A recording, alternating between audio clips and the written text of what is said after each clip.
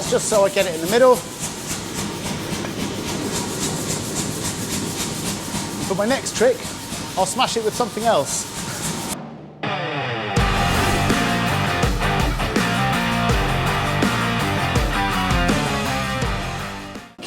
You know, at the moment, we've got bits, some bits are a little bit bigger, some bits are a little bit smaller. You know, they're not perfect. Like if I had a mill or something, surface grinder, I could make it perfect, but I'm more of a smasher with a hammer than an engineer. So what I'll do is I'll make sure it's all stuck. All of these bits will be stuck, then I'll pop it in a vise and I'll just give it a little whip over here and here with an angle grinder, just to make sure it's nice and level before I start forging it down on that side. So, a few more taps this way up.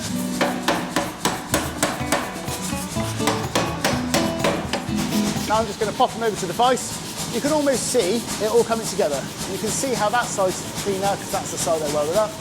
I'm just going to take this side flat, give it a clean up.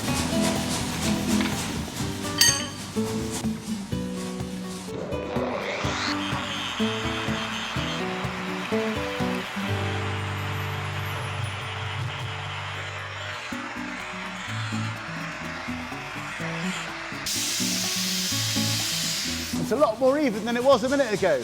And actually, it's already one piece. So that's very different from that, yeah? I'm just going to go over this side. This side's a lot easier than the other side because it's less.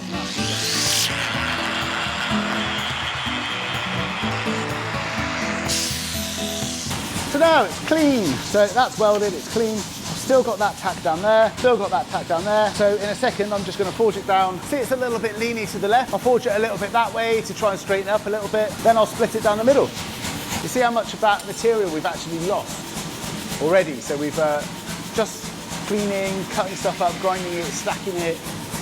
We've lost 2 end bits from when we had that first forge.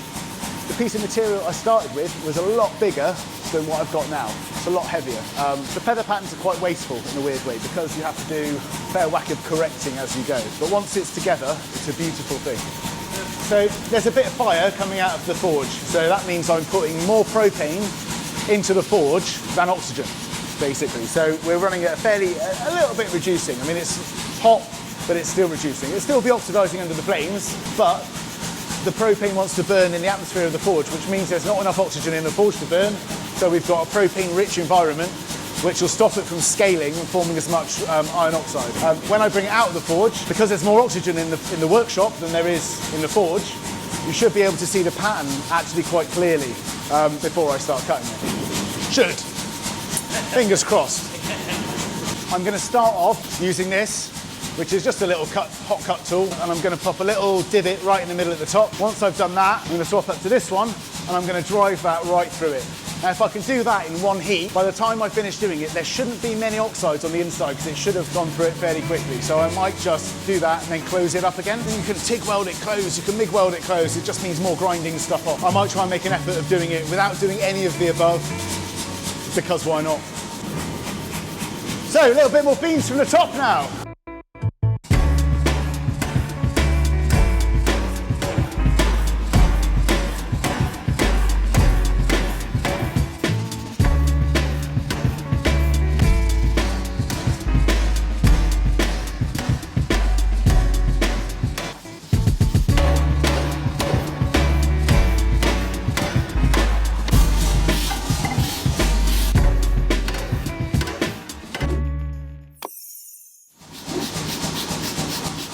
I'm going to get them hot again. I'm going to keep him nice and hot. I'm going to go for one more heat to set the weld, I think.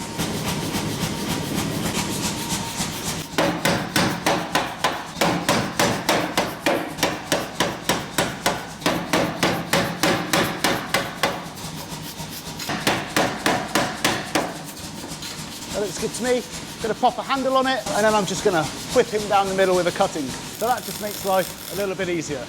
I've made a hammer. Crude. So this next bit's quite fun. This is the split. Should be as easy as just going straight through that, just like that, just simple, really easy.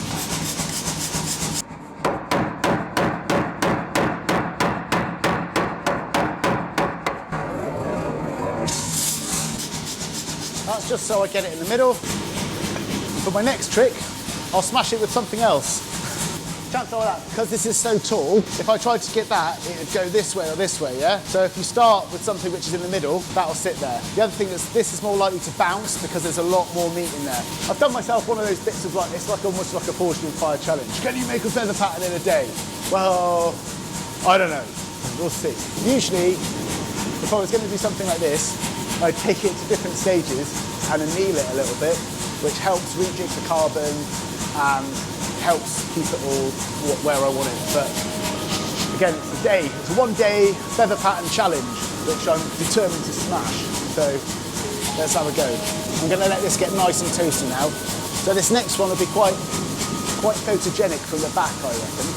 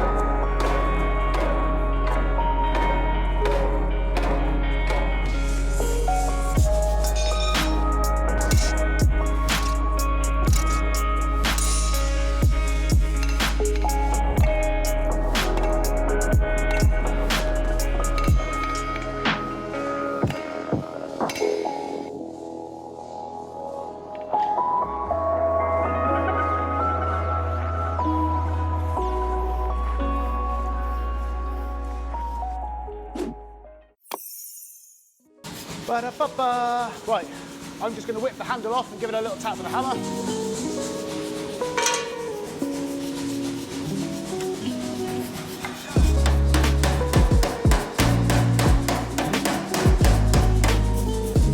So that is the basic part of the feather pattern, yeah? You're going to get it hot again, working from the sides.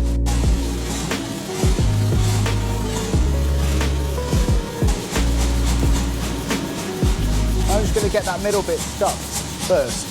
So if I don't get the middle bit stuck, it won't be stuck. And that would be bad.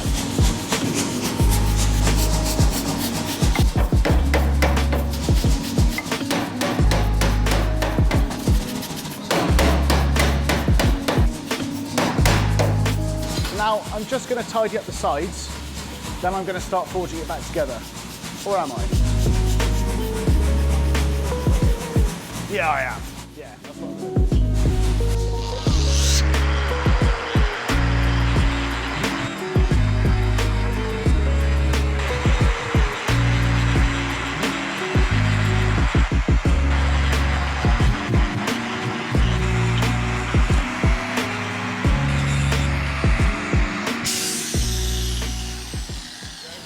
So this drag is all right in the right place.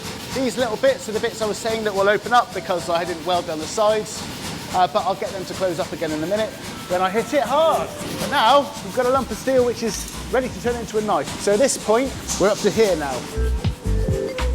So I'll do some more drawing on the floor in a second. No, go and lie down. Go on. Perfect spot, mate. Perfect.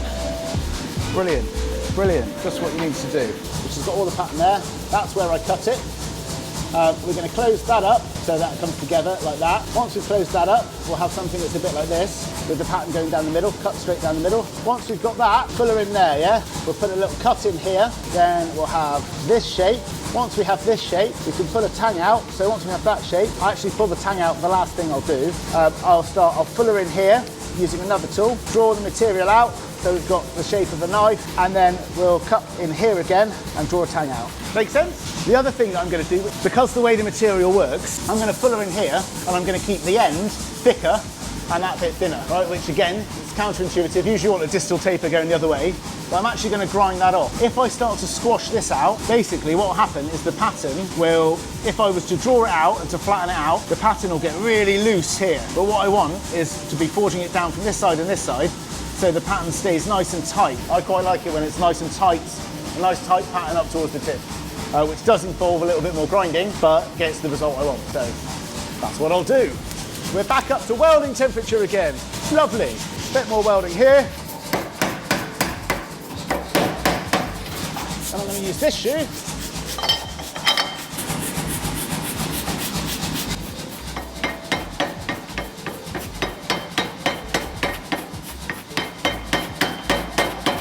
Very gently to start with. I don't really want to split that open.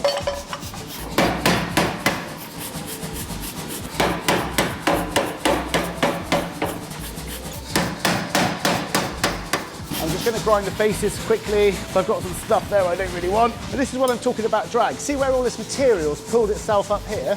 Just want to get rid of that so when I forge it back down on the face, again I can homogenise it, which is good. I'm going to pop a little bit of flux on this as well. Not much flux, just a little bit of flux. So it actually dissolves, it's very acidic, it'll dissolve the oxides. That'll probably do the job. Don't really want to get it in the middle there. As you forge it down in all these different angles, all of the welds that you've done, they want to drag and they want to break open, they want to split. But what we're going to do is we're not going to let them, we're going to hold them down, which actually will involve a little bit of patience, a little bit of making stuff start the right temperature, and then it will come together.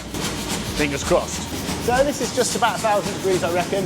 1,100 at the moment, which is usually, that's too hot. What we're going to be doing at this temperature is we're going to be, well, there's going to be quite a lot of like grain growth.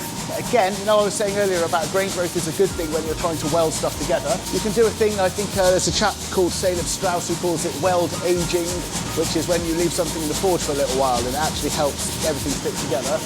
Traditional blacksmiths would call it soaking. You stoke the steel in a fire for a long time and it actually helps everything stick. It's about having it too hot, basically. Too hot for what you should usually do, but the right temperature for what we are doing.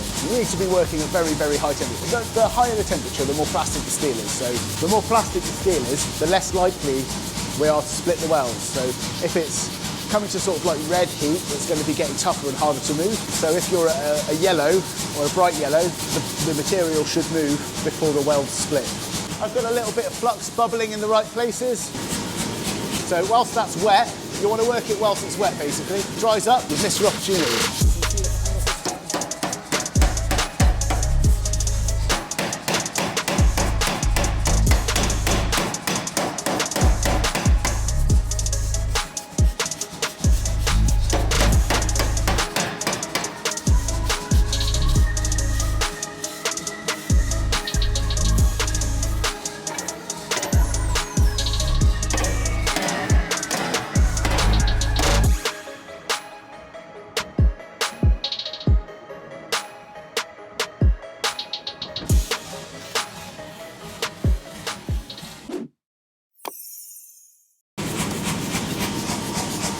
Again, I'm just going to take it really easy for the first few heat, because if at any point it's going to break into a million pieces, now is the time. So hopefully it won't.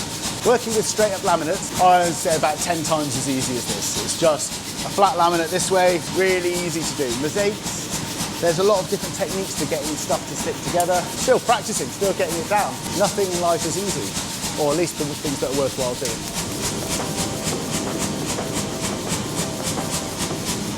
It's difficult to overdo. Well, you can overdo it. You can get it too hot for too long, especially when if it's very, very thin. It's easy to overdo because, like, again, you've got that big surface area where it's going to have more contact with oxygen and it's going to give off more carbon. It's going to exchange more. What you've got when you get up to a critical temperature or austenization is you've got a solid state diffusion of like iron and carbon, basically. Yeah? So the carbon is the hardening element in the steel.